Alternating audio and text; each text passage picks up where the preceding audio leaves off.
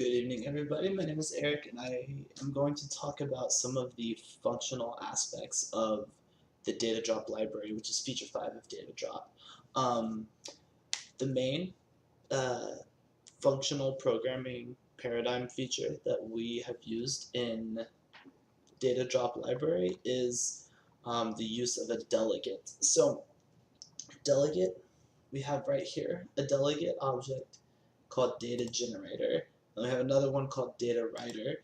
So these are both going to be implemented by using the inherent write data inside of the different data format objects. So the first thing we do is we have a static data generator as an enumeration, and then and we call it the bulk generator. So it takes in a data format enumerable, and we call it data formats. And for each one of those, it's going to iterate and then yield the return of the generate write data function that is part of the abstract class of data format.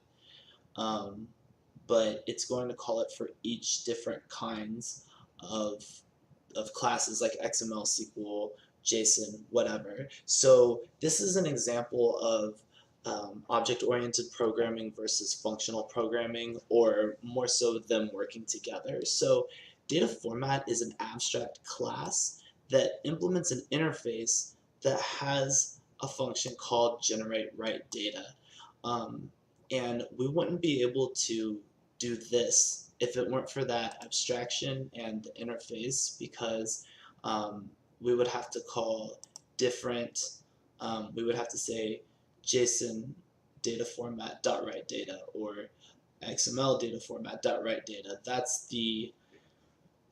something that we wouldn't have been able to do without using object-oriented principles. Now, using the delegate function is something we couldn't use without using functional programming principles. So we have this enumerator, this function called bulk generator, that's going to take the data format in the list or the enumerable of data formats and yield a return of the data generator, which is the delegate for creating the data that's going to be written to the file, and then also there is this write data formats to file. So this creates the data that's going to get written, because it's going to be different for different kinds of sources. And then this is the actual writing to the data format. Now I know it looks pretty long for something that's using delegate, but that's most of the function body is coming from here, where we are deciding how to append the file extension. So I want to be pretty fast about this because I know I've only got like 5 minutes and I've already been talking for probably close to that. So I'm going to show a demo real quick. Basically, we use delegates to write like 5 files at once. In my example, it's only going to write 3 files at once, but basically it's going to just write the data each time using the different file writing features from the different formats. And then also, we tried to use generics, and it almost worked. We're not quite sure what went wrong. There's one little bug that in our attempt at implementing generics, and it's not related to the generics. It's related to something else that we can't quite pin down. So I just want to go ahead and show you what's going to happen. So right now, the files that I'm going to make, they're either going to end up here or they're going to end up down here. I can't remember. Actually, let me delete that one so that we know when the new one comes. Okay, so we're going to expect from program the basic demos, and then we have this bulk action that's going to happen from us implementing the generic, or the delegates, and then this generics demo is actually going to fail and break the program, so we won't make it to the database one.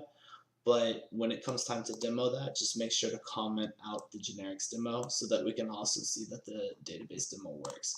So I'm just going to go ahead and press start. And as expected, I can't pin this problem down. I don't know why it's trying to find this file within the project source, or the project source, but I don't know why that's happening. But anyway, so okay, so this, and this are from the basic examples from before, but these bulk tests, these are from using the delegate. So we got an XML document, a JSON document, and an Excel sheet. So I'll go ahead and open the JSON file. So here's our JSON file. Is that still there? Oh, this is a different one. And then here's our XML file. It's going to be all on one line. I know that kind of sucks, but it's all there. And then our Excel file. Okay, that's weird. I don't know why that happened, but anyway, so that is us using delegates and attempting to use generics. Also wanted to note that we used the sequencing that was shown in the book in the last chapter that we read for this class, the yield returns for the IEnumerables and the IEnumerator. We used that there as well as in the attempted generics.